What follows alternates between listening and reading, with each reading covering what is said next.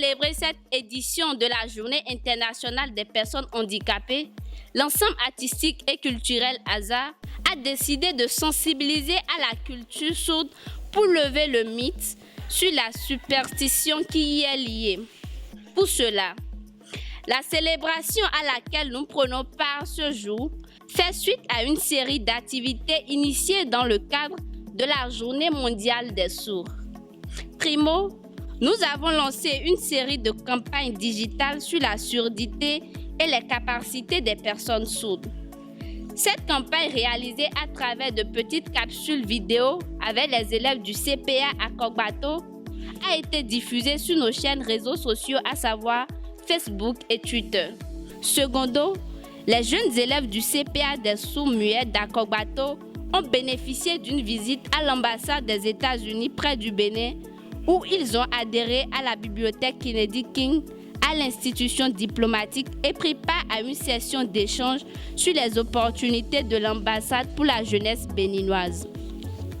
Tertio, nous avons marqué la Journée mondiale des sourds par des communications très édifiantes animées par diverses personnalités dont Madame Makatou Sabiboun, consultante internationale sur les questions de genre et du leadership. Monsieur Alès Balogun, coach en développement personnel. Dr Isaac Mouingbe, médecin. Monsieur Franck Oké et Monsieur Anna Seko, activistes environnementalistes. Mesdames et messieurs, les sourds n'ont pas demandé à naître ainsi. Nous vous invitons donc à la découverte par vous-même à travers ce spectacle. Je m'en voudrais de finir sans remercier l'ambassade des États-Unis près du Bénin qui a placé sa confiance en nous et ne cesse de nous soutenir.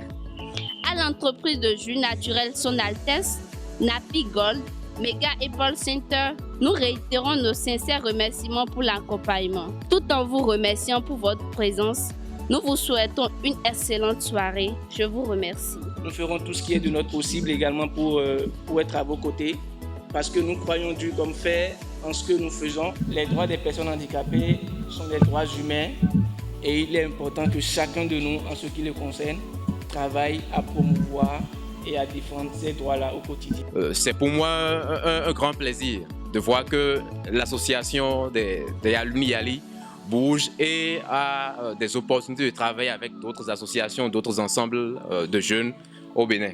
Je voudrais renouveler l'engagement de l'association à continuer à travailler avec l'ensemble artistique ASA.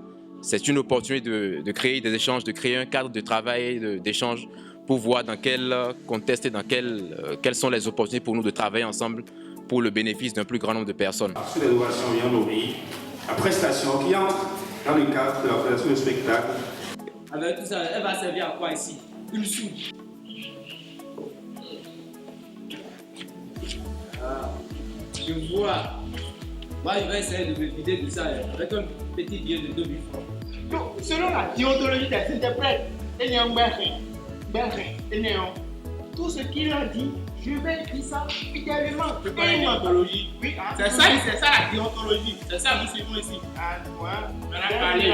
Quel triste sort, quelle marginalisation, quelle ségrégation, quelle discrimination.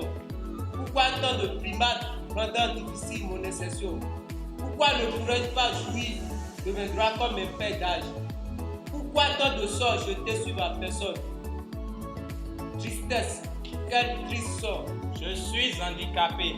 Mais j'ai des droits. Les personnes sourdes et malentendantes ont les mêmes droits que tous les autres êtres humains. En l'occurrence, le droit à une vie associative. Et quand on parle de vie associative, c'est que les personnes malentendantes et sourdes ont également cette faculté-là, si elles le veulent, de se regrouper en association et de défendre leurs droits. La riche expérience acquise à travers votre travail, à travers votre engagement dans une association. Il y a l'association des malentendants des sourds, l'association des personnes handicapées. J'ai entendu le nom de quelqu'un qui en est membre. Donc c'est à travers ces activités-là que vous acquérez de l'expérience, que vous pouvez ensuite vendre et mettre en avant pour participer au programme du YALI. En dehors de ce programme-là, qui est l'un des plus grands programmes d'échange, nous avons également les bourses Fulbright, Humphrey et le Atlas Corps. Je vais juste me limiter aux bourses Fulbright et Humphrey. C'est des bourses qui vous permettent de faire soit un master, soit un doctorat aux États-Unis. Donc à la charge, financé par le gouvernement américain. Pour finir, nous avons les programmes de subvention. Les programmes de subvention sont des financements qui sont offerts par la mission américaine au Bénin pour aider des associations, organisations non gouvernementales à mettre en œuvre des activités et des programmes à fort impact dans les communautés.